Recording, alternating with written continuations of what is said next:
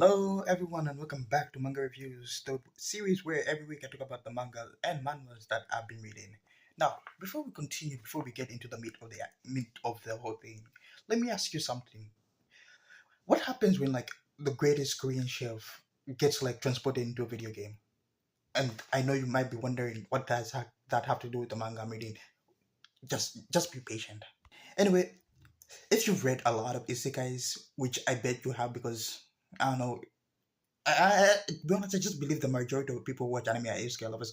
Anyway, you probably expect him to become some legendary hero, right? Like he's like the chosen one since you are transported into a different world because you are a legendary. Was this Korean chef? Like you're expecting him to be like the whole package, saving the world in that crap. Well, you'll be wrong because what kind of story do you expect? Like I'm not saying like it's just like if you're expecting that kind of story, then you're probably watching the wrong video right now. The story I'm talking about is about a chef who gets transported into another world and becomes a very insignificant character, a character that has no plot device, a character that shouldn't even be in the story. And for those who don't know what the show I'm talking about, it's the Sushimi Blade. Welcome to the Sushimi Blade Master, which it's one of my favorite manhwas, and I've been thriving. I've been wanting to talk about this for a very long time, but right now I am here to talk about it. So let's get into it.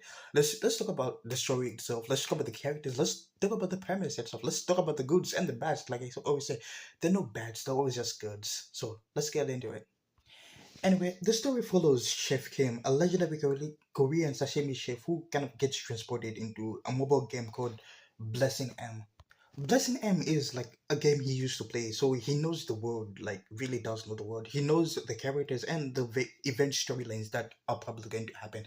And before we move forward, if you wanna read if you wanna read the stories that I keep recommending, they're always on what's this webtoon because I don't know. I thought I should just let you guys know. Anyway, let's continue with the story. Now, you guys might be wondering what's like the problem. The problem is he doesn't wake up as the hero because you would expect in a manual like this he should be like reincarnated as the hero or someone relatively strong as the hero, but he wakes up as Ken Chioma, like and like he's I wouldn't say relatively insignificant. He has no plot device in the story. Like this guy has played the game. He is irrelevant. I because in the story in this chapter the was his Kenjo kind of says how this character doesn't even appear in the later parts of the story, and this is like chapter 2 right now. I'm showing you chapter 3 is like what's this? It's like class selection where like a tournament where people fight and you get to choose what class you get, A, S, whatnot. So King Joma, the character that he was possessing right now, doesn't even make it to like a class. He probably got eliminated or probably is in the lowest class. Probably died to some Efric monster. But like anyway, our boy's main plan right now is to survive without getting pulled into like the main story. So kind of stay unnoticed and keep his head down. Let like the actual protagonist handle everything. Like while he kind of exists in like the background. That what his plan is. Of course, if you that like how like to be honest when I was reading that part I was laughing because it's not like it was bad. I was laughing because I was thinking like how the freak do you think you're gonna stay in the light, man? Because one, you got transported into a different world. That means you have it's because of divine intervention. You have some mission you have to do. There's no way like a god who brought you to this world will let you live your background life. Like if they wanted a background character they would have picked someone else. Anyway, let's just move. Let's continue. Anyway, what kind of makes the premise like land is that drama doesn't become competent because the story decide he should be like in most stories. I said I always say this. I read a lot of isekai stories, and when someone gets transported into another world, they usually 9 times out of 10 get a OP ability that they don't really train with. I love them, but like story wise, it's like a basic story, but like in Joma's case, he was already competent. He had like a lifetime of discipline, precision, and mastery as a chef that gave him the fundamentals that the foundation that kind of let him like transition seamlessly into this world. Like like with his like skills out the shelf, and him becoming, it's literally in the title, each of the sashimi the sashimi sword master.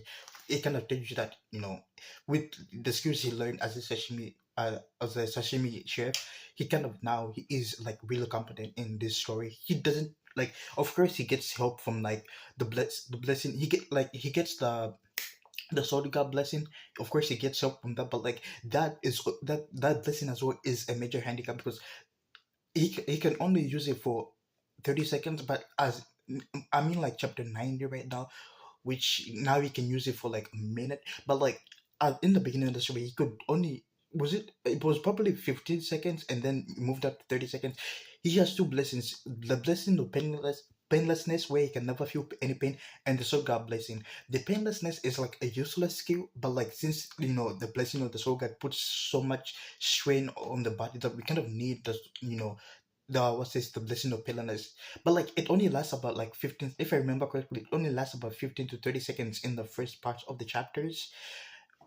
What's this which kind of make the battles more like more thrilling. It kind of gives you hype. It kind of makes you think like, how is he going to win? Because we have 30 seconds to actually pull off a miracle, and that miracle comes like at a great cost, because in as more chapters go on, you kind of see how his character kind of like changes, because you see this into a guy who's transformed into this. Like he is more confident, but like he started losing a parts of his humanity as like as proficient as he becomes more proficient with the blessing of the soul god. He knows himself that he is losing something. Like that's the cost of him, trying to survive in this world that he didn't even want to actually be in. Like he doesn't even know why he was transported into this world, because the hero is supposed to actually defeat the mentor. He played the game. The hero is capable enough to like actually defeat the story, but like he doesn't know why. And like now it kind of lands into like us now figuring out two like things that really happening, like what truly is the soul god's blessing. Because in the show, in the show, even though he can only use it for like a fraction of a minute in the first chapters, you can tell how powerful he is, because he was able to climb up to S rank even though using a bit of that power. But like there's a chapter in the show where he was able to like use the full potential of the soul god blessing. I'll pull it up right now. Okay, this is chapter 48. 48? 49. This is chapter 49. This is one of my favorite chapters, because it just shows how truly broken the blessing of the soul god is. Because and this is like a major fight, because we were introduced into like the first major commanders of the the Demon King army, like the main villain that we're supposed to defeat, and we were losing pretty badly. Like I mean, we would have died if we wouldn't have gotten any. But anyway, what I love about this chapter, like like when we reach in the 40s, it's like it kind of shows you the power depravity, like the power gap between like Joma and the commanders. At first, because the commanders, even though they're possessing a human body, that means they didn't even fully incarnate. Yeah, they fully incarnate here, but like even though we were fighting them not fully incarnate, we were losing badly. And when they fully incarnated, we had to get help from the what's this we had to get from help from Siegfried. He's what's this? He's the sword guard. I'll talk about him in my kind of when I'm talking about the other characters. But like we got help from us another sword guard who was actually losing, who lost his hand. But like anyway, like I'm saying, this showed what the true power of the blessing of the social god is, because when he was unconscious while using it, so like he wasn't professionally using it's like he was going berserk, but professionally. I don't know if that makes sense, but anyway, that's why I love this chat. Anyway, I know I'm repeating myself, but like it just showed like the full extent of the power, the blessing of the sword god. Even though we see how strong it is, even with the handicaps, but fully activated, someone actually unleashing that power. It's really beautiful. Anyway, now let's move on to the cast of the what's this of the story. One of the things that I really love most about like this manner is how it carries and goes into like supporting each main cast. Because in many isekais, what's this the main cast are just there to kind of fill up the numbers. Because I'm not going to lie, like I do pay attention to lots of mangas, lots of animes, but like there's some characters in some, it's mangas, manhwa, not even isekais in general, manga, manhwa, any type of genre where like the supporting characters are so bland, so unimportant that you really forget that, to the point where like you're like, oh damn, he's there. I really forgot he's there. Like, who is he again? Like, like that type of thing. But like this, what's this Sashimi Sword Master's, introduction? Like each character matters. Like even though the hero of the story doesn't show up for a lot of chapters, but in your back of your mind, you know that there is a hero. What the fuck is he? Like, why are you leaving us to do all your job? But like, the hell is he doing? Anyway, I'll go over a list of the characters, the cast itself. So let's get into it. Let's start with our first main character, or our first main heroine. And please mind me, I will butcher a bunch of names because they're like, I don't want to say English, but European names. It's like Von, something. Anyway, her name is Abel von Nibelang. I think I said it right. Anyway, she's one of like the academy's most talented students, and she's from a prestigious family. She's from the prestigious Nibelheim family, which is really prestigious. Which, if you read the kind of the story, you kind of know how prestigious they is. I don't want to spoil a lot of the chapters to the story itself, so I'm gonna leave it at that. Anyway, she's kind of like a serious, discipline, and intimidating on the surface. With like, she kind of has more awkward moments. She has a softer side that comes out, gradually as you read more of the chapters. You can see like that, crude and what's this sarcastic. She has a facade that if you get to know her, you know that she's a really kind of generous person. And I already know that the story is clearly pushing her to be as King Joma's main like love interest in the story. So like that's why I'm calling her the first main heroine. And let's move on to Saki. She is intelligent, composed, and really reserved. She kind of keeps people at like at a distance initially, but her relationship with Joma becomes increasingly important as the story kind of develops. She And okay, after the character introduction, I have more to kind of say about Sasaki. So for now, I'm gonna just leave it at that and move on to other casts of this series. And then we have another one of the main heroines. I don't know if I'm calling her the main heroine, but like, I just give her main heroine credits. Anyway, her name is Rachel Demarit. She is a very confident, competitive, and completely straightforward compared to like the two I just talked about. Sasaki, no, sorry, Saki and Abel. Like, unlike the other two, she kind of says what she's thinking, and she's also best friends with what's this Abel. So you know that like the dynamic between them is really interesting, and I can say it's one of like the funniest part of the entire series when these two are just interacting. It's always comedy gold. I do love it a lot. Overall, she is also one of my favorite, my favorite heroines in the show. She is up there. She is there. Not even up there. She's there. Our our fourth heroine is Chloe Adorto del Celestia. I think she's a French. I don't know. I feel like Adaltia de Celestia. It's French sounding. Anyway, so Chloe is, the yandere of the group. She kind of has that yandere side, and I know I never really express it, but like I love yanderes. Like the crazy aspect of it kind of proves that they're completely loyal to you. Like I don't know why. I might be sick in the mind, but like, who knows? Anyway, she is from a family with a long tradition of assassination that kind of makes up for the gender. Like she is an assassin, and she's really good with stealth. She's a good swordsman. I think, and another part of the story that I really enjoyed is in the first few chapters. It kind of says that Chloe isn't supposed to be in the story. Not like we know about her. She's from the auditor family, but like she wasn't supposed to be in the buses. She was supposed to fail, the exams that the original Joma was supposed to fail.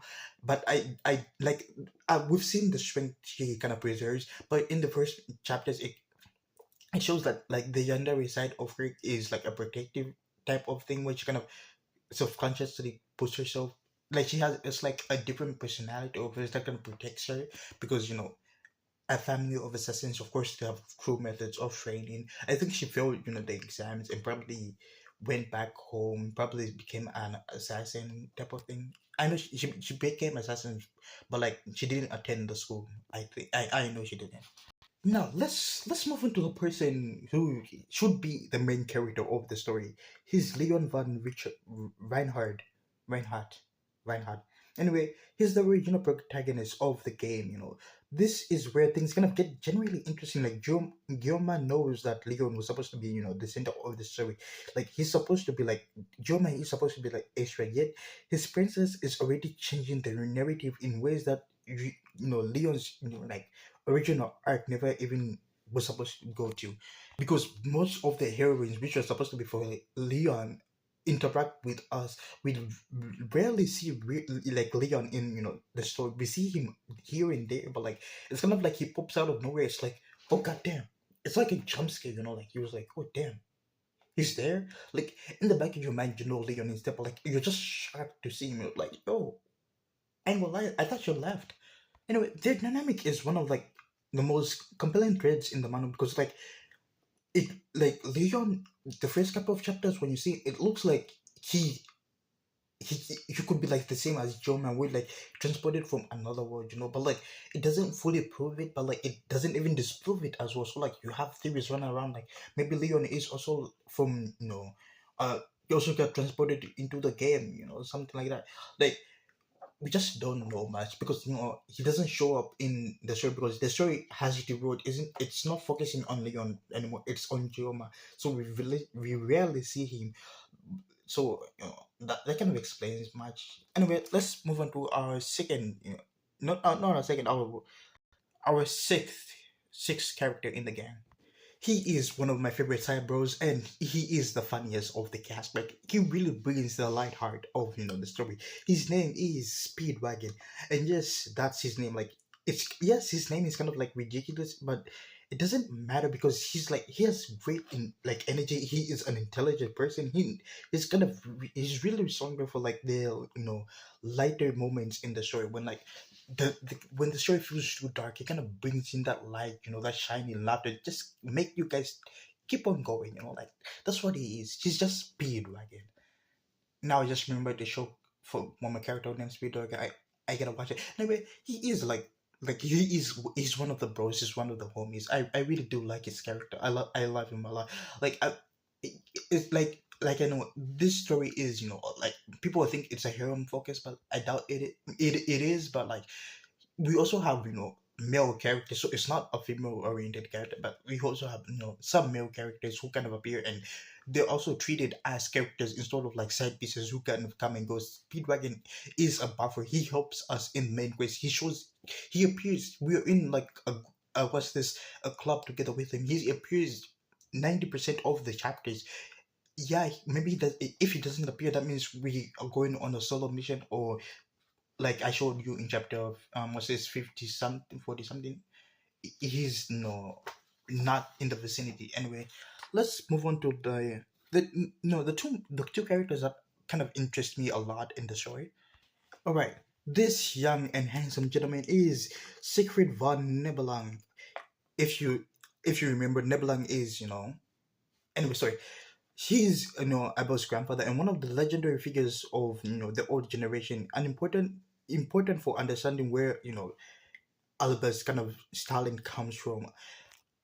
And like there's he's like the hero of the past. They're like the heroes of the past, and Joma and like our other gang are like the heroes of this generation is and I love how he's like a mentor to like Joma, because even though we kind of, I'm not saying we power crept him yet, but like we're getting relatively close to his level, but like he's still willing to help us. He's still a mentor to us, even though he is a teacher and shouldn't show favoritism, but freak the other students. We don't care about them. You guys are more background characters than Jome. So Jome is an extra who doesn't exist, but you guys are, I don't know.